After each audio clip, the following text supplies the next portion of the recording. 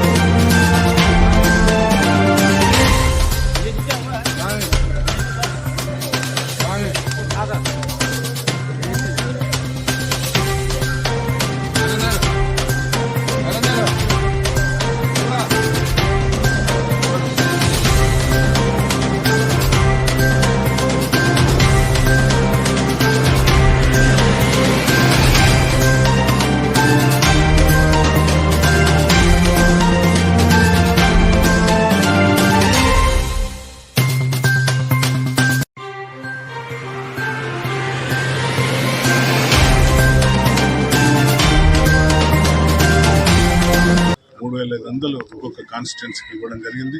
అందులో భాగంగా ఈరోజు మా కాలనీలో టేకులగూడెం గ్రామంలో మా దళితుల కాలనీలో ముగ్గిపోయడం జరిగింది. చాలా సంతోషం నాకు ఈరోజు నా చేతుల మీద ముగ్గు పోసుకోవడం. ఎందుకంటే అందరి ఆశీర్వాదంతో నేను ఎమ్మెల్యేని కావడం, ఏదైతే నా మీద ఆశ భావం పెట్టుకున్నారో వాటికి తోడుగా వాటిని ఏమాత్రం కూడా ఆశను నిరాశ చేయకుండా ఒక్కొక్క పనులు చేసుకుంటూ వెళ్తున్నాం. ఈరోజు అలాగే 220 మీటర్ల రోడ్డు, 10 లక్షలు శాంక్షన్, ఇంకా ఎక్స్ట్రా ఇచ్చిన 2 రోడ్లు, ఇవాళ 20-30 లక్షలతో ఒక రోడ్డు శాంక్షన్ చేసుకోవడం. అది కూడా సోదరుడు జంగారావరెడ్డి చైర్మన్ వారు నేను కలిసి ఈరోజు ముగ్గుపోయడం అలాగే రోడ్కు ఇనాగ్రేషన్ చేయడం జరిగింది.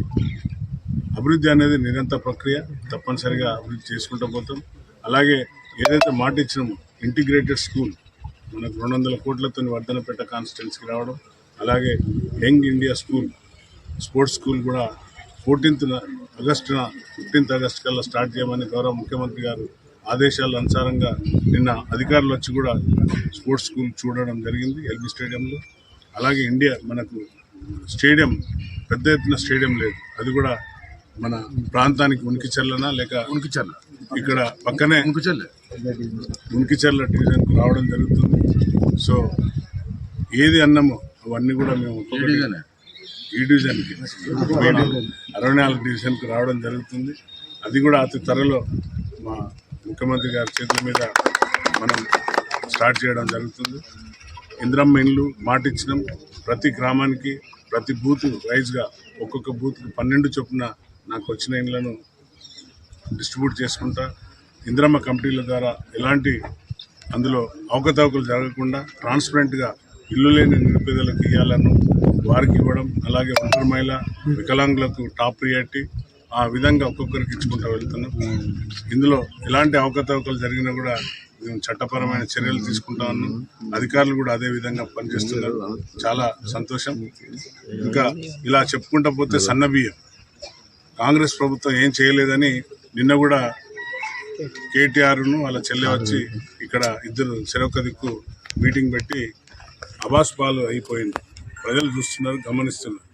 ఆ నోటికి ఎంత వస్తే ఆ మోరి కంటే అధ్వానంగా, మూసి నోరు కంటే అధ్వానంగా మాట్లాడుతున్నాడు. కొంచెం ఒళ్ళు జాగ్రత్త పెట్టుకొని మాట్లాడమంటున్నాం. మరొకసారి మేము ప్రజలందరూ గమనిస్తున్నారు. మేము ఏనాడు కూడా మాజీ ముఖ్యమంత్రి గారిని ఒక పల్లెత్తు మాట అనలేదు. ఎందుకంటే ఆ చేరుకున్న రెస్పెక్ట్, ఆ చేరుకున్న రెస్పెక్ట్ ప్రకారంగా ఎప్పుడు కూడా ఒక అరే అని కూడా శబ్దం రాని. కానీ ఈరోజు అధికారం కోల్పోయినాక వాళ్ళు స్ట్రెస్లో ఉండి ఇష్టానుసారంగా మాట్లాడుతున్నారు. కాబట్టి తస్మాత్ జాగ్రత్త చూసుకుంటున్నాం. మా కార్యకర్తలకు ఇట్లా చిటికేస్తే చాలు, ఇక్కడ జంగారామరెడ్డి ఉన్నాడు, ఒక చిటికేస్తే చాలు తుక్కు పలకొడతాం. కానీ మేము ఆ దిశగా పోతలేం. చట్టాన్ని మేము చేతిలో తీసుకోదలుచుకోలేదు. ప్రజాపాలన అన్నాం కాబట్టి ప్రజాపాలన సాగించుకుంటూ వెళ్తున్నాం. 100% రైతులను కాపాడుకునే ఈ యొక్క కాంగ్రెస్ ప్రభుత్వం రైతు రుణమాఫీ, రైతు భరోసా, 500లకు సన్నవడ్లకు బోనస్ ఇచ్చిన ఘనత మొత్తం బీజేపీ పాలిత రాష్ట్రాలలో చేయలేనంత పని తెలంగాణ రాష్ట్రంలో కాంగ్రెస్ ప్రభుత్వం చూస్తుంది. దీన్ని చూసి ఓరోలేక ఈ నిన్ననే ఒక సర్కార్ టీవీ వీక్షకులకు నమస్కారం. మరిన్ని వార్తలు చూడటానికి లైక్ చేయండి, సబ్స్క్రైబ్ చేయండి, గంట సింబల్ నొక్కండి.